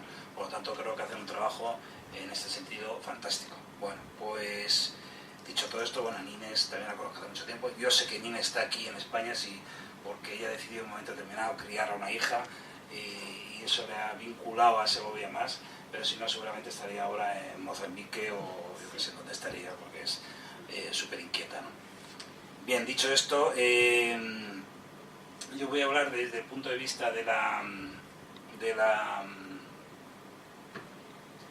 investigación, ¿no? O sea, la investigación en salud como una herramienta para la consecución de los objetivos de desarrollo sostenible, ¿no? Quizás os pilla un poco lejos esto de la investigación en salud, pero yo creo que es interesante saber en qué punto puedes... Si no te arrimas al micrófono, los que están en el streaming luego no te oyen. Ah, muy bien. ¿En qué punto puede ser de...? Te veo muy inquieto. Sí. ¿Vas a poner eso como ahí? Que si no, no te oyen. Ah, vale. Esto me puedo mover más, ¿no? Te puedes ir a donde quieras. Ahora ya, si te quieres. Bien, pues en esto sería mi ponencia. Es importante saber, yo trabajo en el Instituto de Salud Carlos III. Nunca el Instituto de Salud Carlos III es suficientemente conocido. Uno dice, no, que la Universidad Carlos III o es el Hospital Carlos III. No, es el Instituto Nacional de Investigación Carlos III, que es un organismo público de investigación para el fomento de la investigación, no solo en biomedicina, sino en ciencias de la salud en general, y para la provisión de servicios científicos y técnicos de alta calidad. Está en Madrid, y esta es su misión. Entonces este Instituto de Salud Carlos III, como veis aquí, esto es un organigrama rápido, está el director y después hay, diríamos, 5 subdirecciones generales importantes. Está la Subdirección General de Investigación y de Servicios Aplicados, del cual depende el Centro Nacional de Microbiología, el Centro Nacional de Epidemiología, la Escuela Nacional de Sanidad y el Centro Nacional de Medicina Tropical y otros. Después está el Fomento de la Investigación, que es el FIS, que es lo que siempre hemos intentado conseguir una beca, un proyecto. Luego está la Subdirección General de Redes y Centros de Investigación. Y ahí está la Subdirección General de Programas Internacionales de Investigación, que se divide en 2 grandes áreas, que son programas europeos, todo bajo, diríamos, el Programa Europeo de Investigación, y otra área que es programas internacionales de investigación para el desarrollo de la investigación y para el desarrollo. Es ahí donde estoy yo. Es un área muy importante, pero solo hay una persona que soy yo, ¿eh? O sea, no hay como un staff ahí enorme, ¿no? Solo soy yo y, en fin, un desastre. Tengo que advertiros que tiene un sentido del humor un poquito especial, ¿vale? De hecho, a su ponencia de hoy la quería tutelar, lo siento, pero lo voy a decir. La importancia de los tocinillos en la lucha contra el hambre. Entonces, este es el tipo de humor que tiene este hombre. No, parece que exagero, pero en realidad es la realidad. O sea, no es así, ¿no? Pero bueno, vamos avanzando. Sí que los habéis destacado, tanto Cruz como Nine, los objetivos de desarrollo sostenible, pero yo quería, en donde mi instituto y mi área de trabajo nos centramos, que es en el objetivo 3, por supuesto, el de garantizar una vida sana, pero sobre todo en la meta 3 y en la meta 8, que es poner fin a las epidemias, a la tuberculosis, la malaria, las enfermedades tropicales desatendidas, combatir las hepatitis y las enfermedades transmitidas por el agua, y apoyar las actividades de investigación y desarrollo de vacunas y medicamentos para las enfermedades transmisibles. Bien, estas son las 2 metas que diríamos guían el trabajo que dentro del área unipersonal que yo conformo en el ICI trabajamos, ¿no? Algunos datos que ya los has dicho y suena así porque a vosotros no hace falta que os convenzcamos de nada, nadie de esto, estamos ya bastante convencidos de la necesidad de, ¿no? Pero bueno, sí que es importante que en el año 2013, estos son datos muy actualizados, ¿no? 2,7 millones de personas murieron por infecciones del tracto respiratorio inferior. 1,3 millones murieron por SIDA y la misma cantidad por tuberculosis y diarrea. A nivel global, 5,8 millones de niños por debajo de 5 años murieron en el 2015 por todas las causas. 5,8 millones de niños.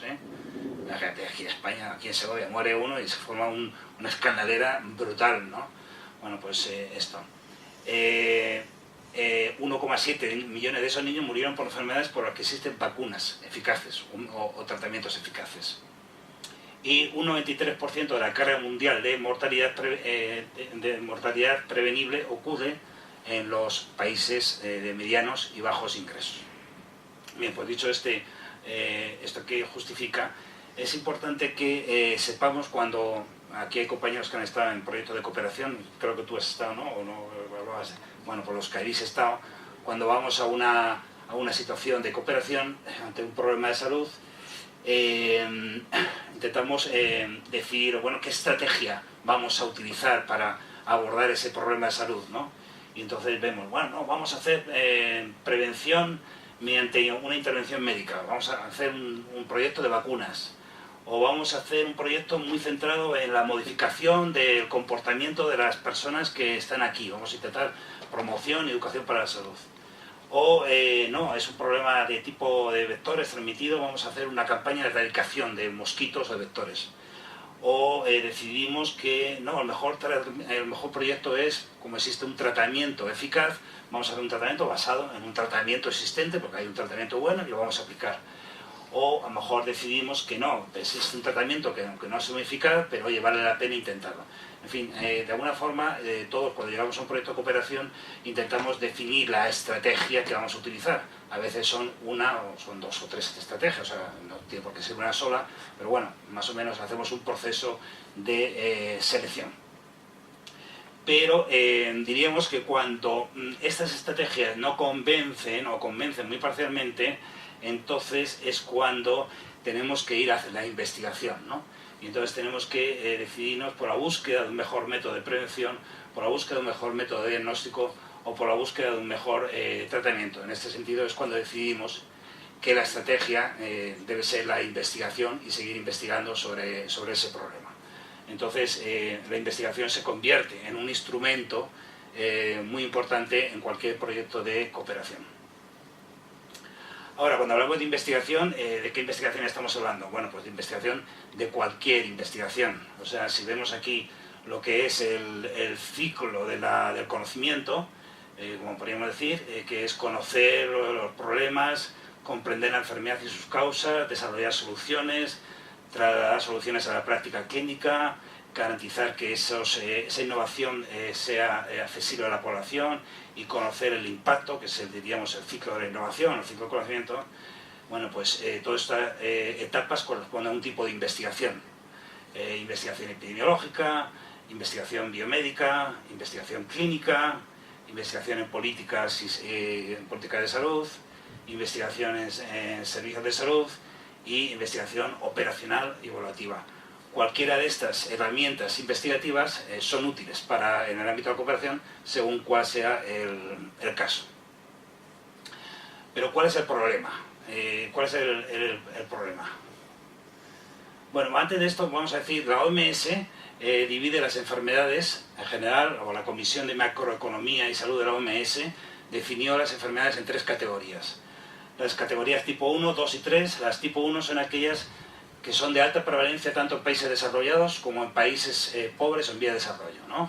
Por ejemplo, la otitis media, la nefritis, la apendicitis, la esquizofrenia, el cáncer, en fin, todas esas, las enfermedades crónicas, son prevalentes tanto en unos países como en otros países.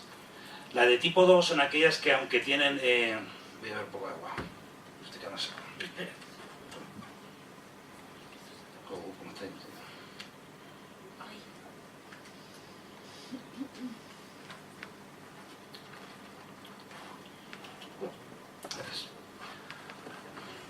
Bueno, las de tipo 2 son aquellas que tienen una presencia tanto en países desarrollados como en no desarrollados, pero preferentemente en países en vía de desarrollo, como son la tuberculosis, la diarrea, la malnutrición, el dengue, meningitis.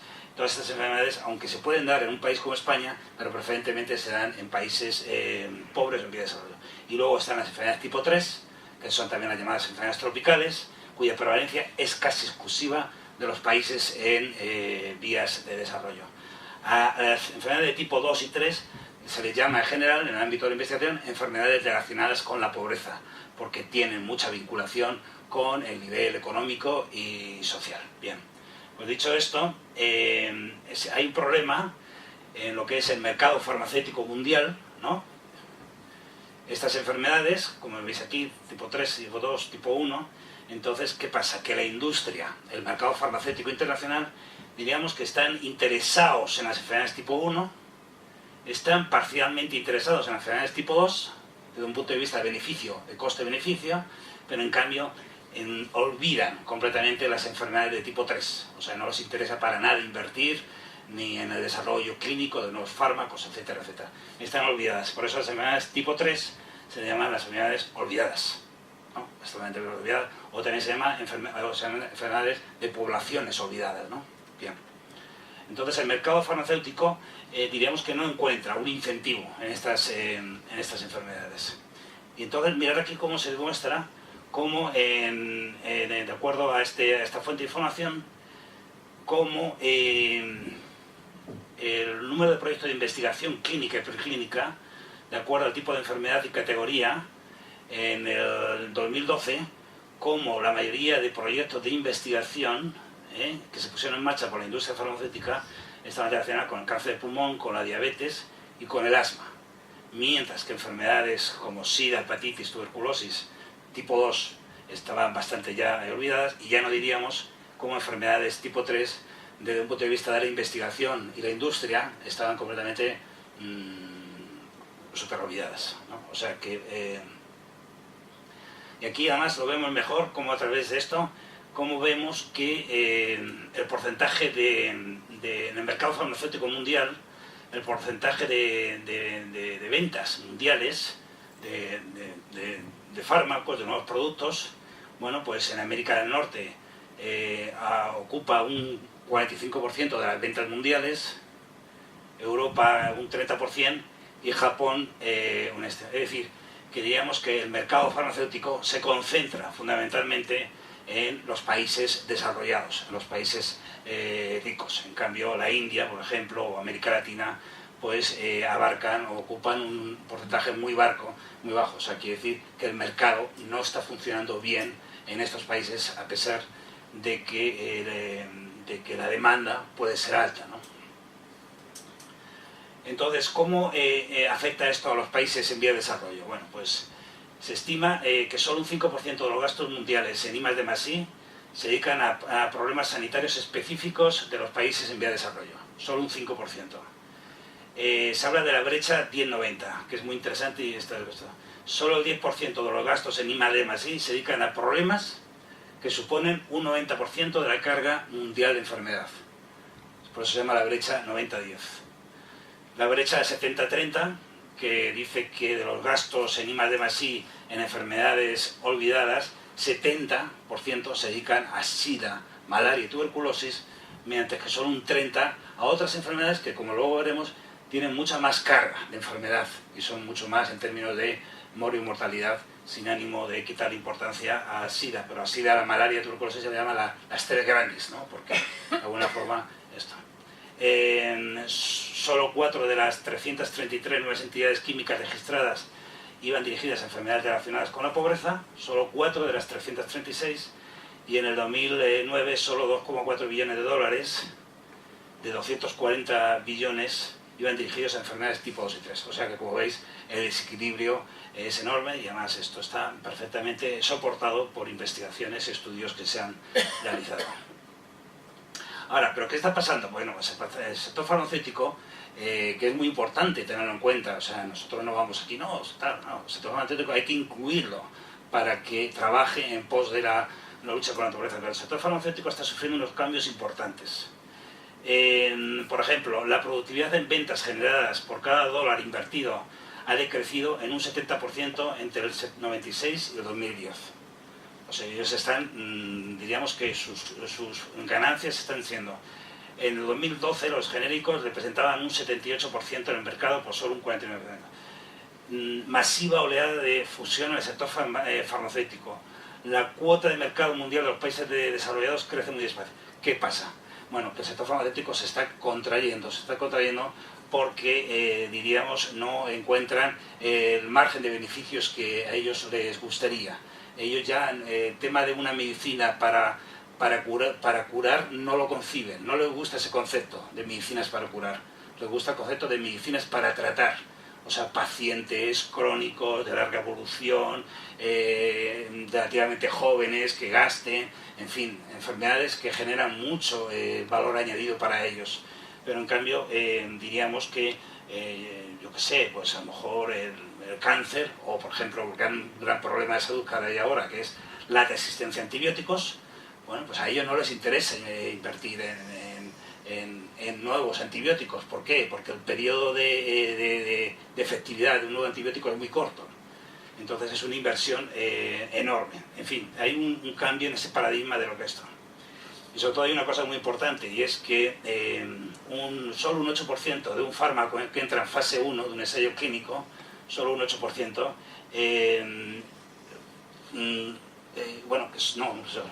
un fármaco que entra en fase 1 solo tiene un 8% de posibilidad de que al final se convierta o tenga una tasa de éxito que se convierta en un fármaco que entre en el mercado. Es decir, que la tasa de éxito de una nueva molécula es muy baja y los fondos que hay que invertir son enormes.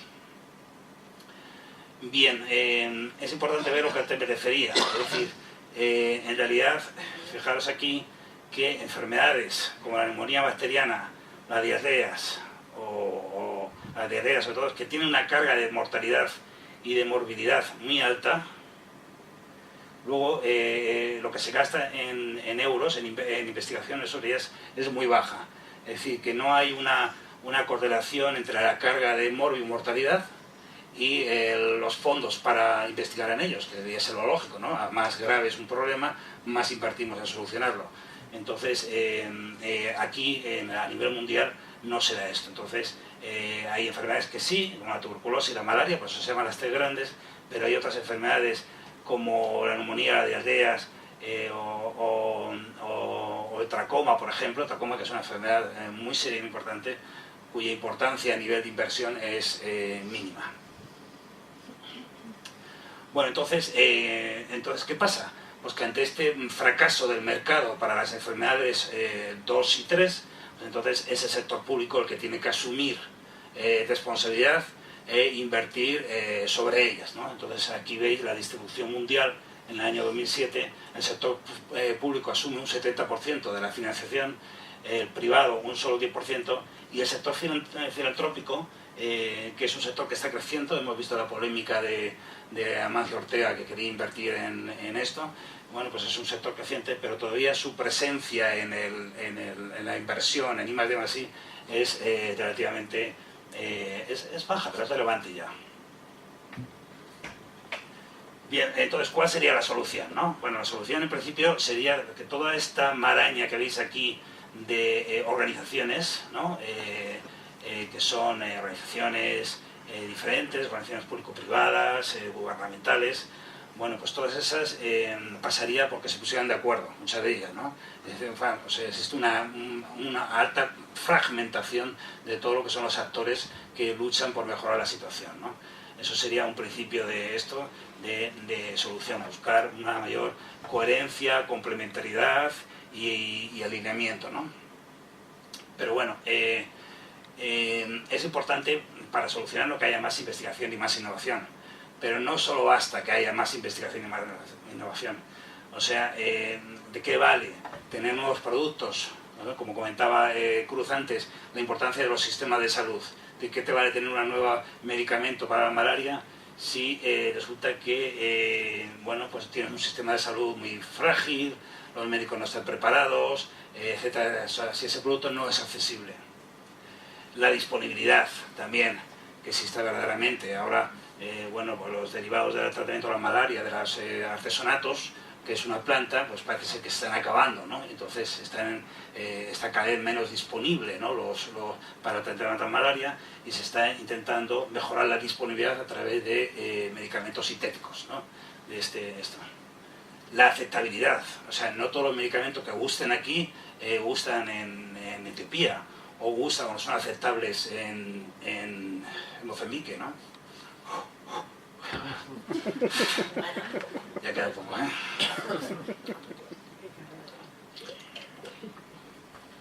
O sea, ¿cuál es el gran problema de los proyectos de salud sin cooperación? La adherencia. Aquí en España también lo es, ¿no? El conseguir adherencia a un tratamiento, ¿no? Pues allí en los países en vía de desarrollo, la adherencia por falta de aceptabilidad es altísima. Por supuesto, un tratamiento tiene que ser eficaz y buena calidad. Y entonces hay mucho tema de aspectos éticos en cuanto a los ensayos clínicos que se desarrollan en estos países, muchos aspectos éticos para evaluar la calidad, la seguridad y la eficacia del esto, ¿no? Y entonces no es fácil. El tema del ébola se ha visto, ¿no? Lo dificultad que era poner en marcha ensayos clínicos para nuevas vacunas en países como Liberia y eso, porque es muy complicado, ¿no? Desde un punto de vista ético, ¿no? Pero encima hay algunas propuestas internacionales para financiar y para mejorar la financiación en todo esto, ¿no? Entonces, solo por nombrar una, que decía la Cumbre de México, que decía que un 5% de los fondos que se dedican a ayuda oficial al desarrollo, un 5% de los fondos que se dedican, se deben dedicar a investigación. Cruz? Tenlo en cuenta, En el Foro Global de Investigación en Bamako se propuso que los ministerios de salud deberían destinar al menos un 2% de su presupuesto anual en investigación. Foro global donde estaban todos los países representados. Y luego en el 2010 el comité de expertos que decía que todos los países deberían comprometerse en invertir en el sector público al menos un 0,01%. Aquí en la Unión Europea ese nivel está puesto en un 0,1% del PIB, debería ser invertido en investigación en nivel de salud. Bueno, ¿cuáles son las prioridades? Es que las prioridades se conocen además, o sea, la cartera de proyectos necesaria para emprender, esto se conoce perfectamente. O sea, se sabe perfectamente que la enfermedad del sueño necesita un nuevo tratamiento y un nuevo diagnóstico. La enfermedad de Chagas, igual. El ébola, un tratamiento y una vacuna. El chikungunya, esto. Por decir, la tuberculosis necesita un nuevo tratamiento, necesita diagnósticos que permitan diagnosticar en sitios muy remotos, sin necesidad de que el paciente se tenga que ir a la ciudad, al este, y necesita una nueva vacuna que tenga un periodo de inmunogenicidad más alto. Y por supuesto el SIDA, el gran desafío del SIDA es la vacuna del SIDA, que no esto. Y en malaria tenemos un gran desafío ahora, porque los tratamientos empiezan a ser resistentes, los tratamientos que hasta ahora esto. El diagnóstico que a través de la gota que se hacía esto ha demostrado una falta de sensibilidad y de especificidad alta. Y luego la vacuna, que se habla mucho de la vacuna, pero todas estas vacunas que hay están todavía en fase 1, o sea, están en fase muy precaria todavía. El cólera, la vacuna, la diarrea, en fin, las prioridades se conocen, lo que falta es el apoyo y la financiación. Rápidamente decir en España, ¿qué hacemos en España? ¿No? Rápidamente, en España fundamentalmente los grupos de investigación, que los hay muy buenos, trabajan sobre todo en investigación en vacunas y en investigación para tratamientos. En la investigación para métodos diagnósticos y epidemiológica es baja. En cambio, la investigación básica, o sea, la investigación preclínica, bueno, pues también ocupa esto es un estudio que hicimos ahí donde yo trabajo, donde vemos cuál es el perfil de investigación en esas enfermedades de España, quién son y quién hace qué, etcétera, etcétera, ¿no? Aquí en España pues se investiga sobre todo en VIH-Sida, en tuberculosis, en malaria y en tripanosomiasis, que son las quinetoplástides estas. También se investiga bastante, y aquí en quinetoplástidas digamos que tenemos un cierto liderazgo mundial en leishmaniasis, en enfermedad del sueño, en tripanosomiasis, etcétera, en Chagas, etcétera. Ahí tenemos un ¿Quién son los centros mejores en España en trabajo de investigación? Bueno, pues tenemos la Universidad de Barcelona. Esto corresponde a un año, es muy variable, ¿no? O sea, número de publicaciones valorado, ¿no? Tenemos la Universidad Autónoma de Barcelona y el Hospital Clínic, ¿no? Serían los tres principales actores ahora mismo en cuanto a investigación, ¿no? En este tipo de enfermedades. Luego tenemos el Instituto Salud Carlos III, el Hospital Carlos III, el Hospital Gregorio Marañón, que está aquí en Madrid, el Hospital Gregorio Marañón, el Consejo Superior, en fin, estos serían un poco los actores principales que hay ahora mismo en el campo de la investigación en enfermedades relacionadas con la pobreza. Bueno, conclusiones para acabar. De nada sirve, de nada vale la investigación si no garantizamos el acceso a los resultados, un poco en la línea de lo que dice Cruz. Si no hay sistemas de salud, de nada vale investigar si no podemos hacer llegar estos resultados.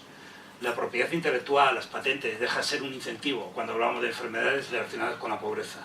La propiedad intelectual no es un incentivo para esto.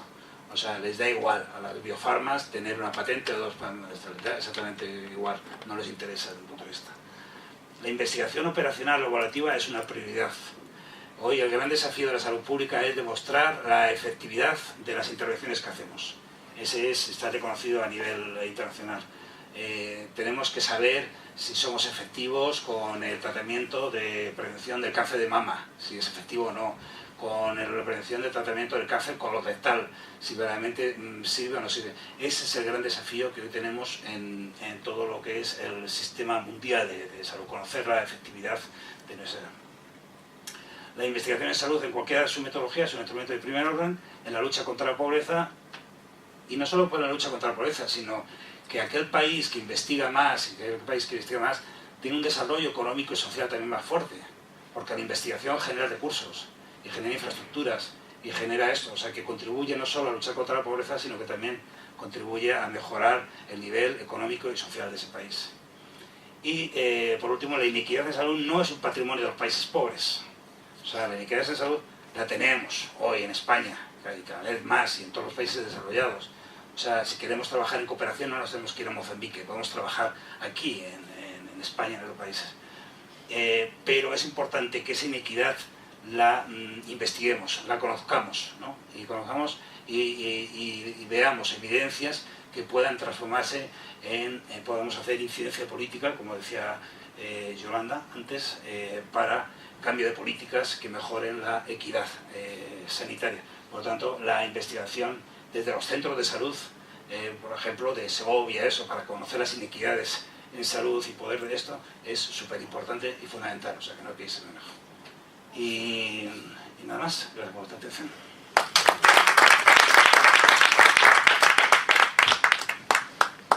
Pues bueno, yo creo que hemos llegado al final. Pues si hay alguien entre la audiencia que quiera hacer alguna pregunta, pues adelante. Y si hay alguna pregunta que haya por ahí online, Raúl, pues nos dices.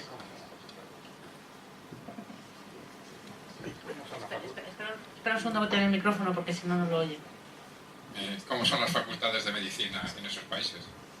Pues yo creo que ahí quizá Cruz pueda responderte o Tomás mucho mejor que yo. Las facultades. Espera, contesto porque si no... Acércate. Los tres y compartir el micrófono.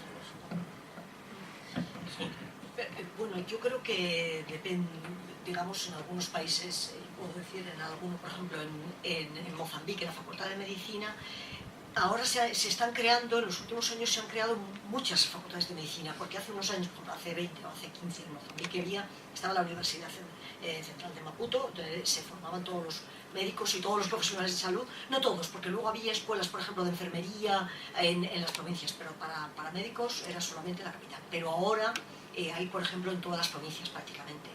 Lo que pasa es que tienen el problema, esto que decimos, que no tienen recursos humanos formados. Entonces, por ejemplo, en Mozambique hay un proyecto muy interesante que financia la agencia, pero con la Comunidad Autónoma de Canarias, que han establecido un convenio y entonces van profesores de Las Palmas de Gran Canaria a Zambezia, que es a Quelimane, Luis lo conoce, Quelimane, o sea, no Quelimane, a Tete, pero es la Universidad de Zambezia, y van y luego llevan forman a profesores que los llevan también a Canarias, tienen un acuerdo para que puedan disponibilizarse. Depende de los países. Etiopía, por ejemplo, ha invertido muchísimo en universidades y en centros de formación de médicos y de enfermeras y de personal sanitario, ¿no? Tiene en todas las provincias y sobre todo forman muchos enfermeros y sanitarios, digamos, técnicos de medicina. Médicos también. No tengo en este momento datos, una pena, pero los conseguiré porque yo creo que es importante. Salen, por ejemplo, yo creo que al año en Etiopía salen como... No lo sé, la verdad que no me atrevo a decir porque no lo sé el número. Pero bueno, desde luego en los últimos años se han invertido mucho en nuevas facultades de medicina. Lo que pasa es que tiene una calidad también relativa, claro. O sea, la calidad se mantiene en las capitales, que es donde están todos los, digamos, los especialistas y los médicos que tienen más conocimiento, y en las provincias pues mucho peor, claro, con muchísimas más garantías. Por ejemplo, en Níger, que es un país que visité recientemente, pues sorprende la calidad que tiene la Facultad de Medicina. Bueno, ahora, claro, son 5 personas, ¿no? Y forman a poquísimos médicos al año. Tiene mucha calidad, pero en cambio no llega al resto del país. Yo creo que es uno de los problemas principales de la formación sanitaria en África. Otra alternativa, allí en el médico saharaui que estuvo aquí en Segovia, se formó en Cuba. En muchos países que mandan a profesionales, a ciudadanos que están cualificados, les mandan a Cuba con un compromiso. Concretamente en Allen, pues tenía el compromiso de estar luego, no sé si 10 o 15 años allí, trabajando allí, porque claro, el tema de la formación, la titulación. Luego además, por otro lado, pues está el que haya una formación continuada de eso. Y en eso sí que la AMC sí que está haciendo un esfuerzo en el sentido del colegio saharaui, el colegio médico saharaui, pues está conectado con la AMC a través de la telemática, el formar a los médicos por ejemplo, también en ecografía pues ha habido muchos proyectos de formar, de cooperantes que han ido a formar, que es uno de los aspectos fundamentales. En cuanto a la experiencia de Nayen aquí, pues yo no la he visto tampoco muy exitosa, porque es verdad que cuando vienen aquí y trabajan con técnicas y aparataje que no disponen ellos allí, pues se encuentran con una dificultad de que no pueden aplicar los conocimientos. Si bien es cierto que tiene de bueno que también les sirve ese mes que sale de allí, que les sirve un poco de desconectar y descansar, porque él nos contaba el régimen de jornada que tenían y es impresionante. Y bueno, pues viene aquí, descarga un poco de esa ansiedad y demás. También es cierto que hay un peligro, que ven cómo se vive, qué calidad de vida se tiene aquí y la que tiene él allí, y empieza a plantearse hasta qué punto volver allí o quedarse en España.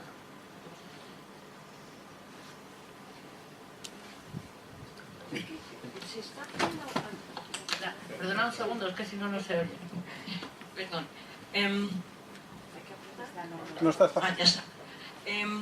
Sobre lo que nos has dicho, Tomás, las químicas, estas que son las reinas encima de médicos, de todo, hay algo que pueda, el resto de humanos se pueda hacer para presionarlas, que se ocupen un poco más, o sea, que no todo sea ganancias, dinero, porque se está llegando a unas situaciones terribles, como tú lo has expuesto también, que hay algo que se está haciendo, porque yo para mí pienso que esos son las políticas de cada país los que están permitiendo estas cosas. Entonces, Sí, lo que se está trabajando mucho es en tema de incentivar ese tipo de investigación, ¿no? O sea, que estas industrias vean no buscan tampoco grandes plusvalías, pero por lo menos no perder, ¿no? Y ellos les dan mucha importancia a lo que es la visibilidad social, la visibilidad ética, ¿no? Entonces, en este sentido, hay plataformas a nivel mundial como Gavi o como Unitate o como otras, el Fondo Global en SIDA y tuberculosis, que buscan precisamente crear fondos y generar cierta clase de incentivos o garantizarles a esas biofarmas, garantizarles una compra mínima de millones de vacunas, de tal forma que eso les incentiva a ellos a esto. De tal forma, las industrias farmacéuticas se están dando cuenta de que tampoco puede ir por esto. Entonces, está habiendo movimientos en el sentido de acercarse a la industria farmacéutica a las universidades, ahí donde se genera el conocimiento, ¿no? Las universidades también les interesa esto, porque las universidades también están sufriendo una gran crisis económica, sobre la pública. Entonces ellos, a través de sus patentes que van generando, eso les sirve como una fuente de ingresos. Entonces ahí se está formando una fusión entre las universidades, que les interesa su conocimiento, darlo, y las industrias farmacéuticas, que les interesa captar ese conocimiento. Entonces se conforman como plataformas, lo que llaman plataformas público-privadas, basadas en lo que se llama el concepto de innovación abierta. Es decir, que ya las patentes se están un poco perdiendo esto, sino que en fin, todo ese tema, que está habiendo cambios importantes en ese sentido.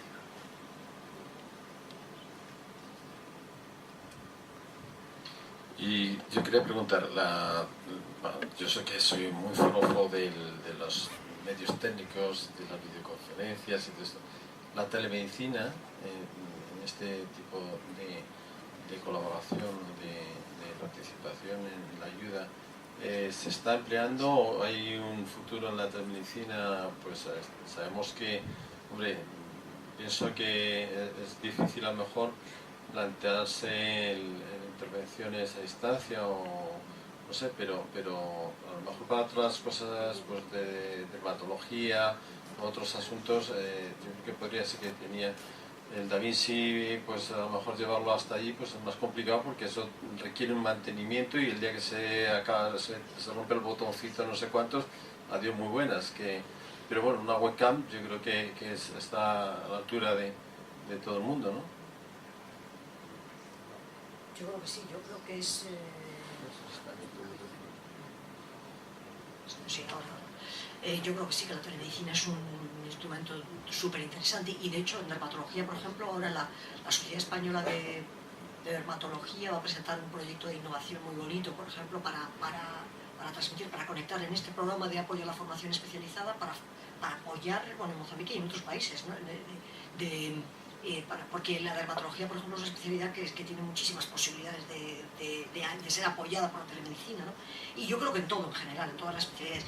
Quizá no tanto para formación inicial, porque yo creo que ahí no puede sustituir, por así decir, pero en cambio sí que puede ser un buen elemento complementario. Y de hecho, yo creo que ahora en esto, bueno, os comentaba así de pasada, de proyectos de innovación de la agencia, por ejemplo, pues se suelen presentar algunos proyectos de innovación en los cuales se consideran las nuevas tecnologías, la aplicación de nuevas tecnologías, la utilización en la medida de lo posible, contando con lo que dices de la dificultad que hay muchas veces en los países, pues de falta de acceso, que no tienes internet, que no puedes conectarte, pero bueno, eso yo creo que se va mejorando, ¿no? Que se va poco a poco mejorando, sin duda. Sin duda es un elemento importantísimo.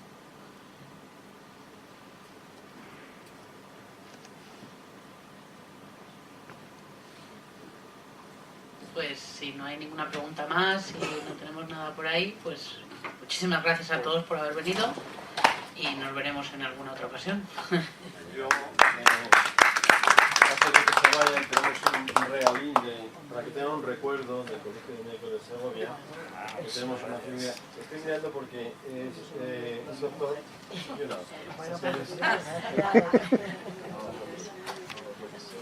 Más grande.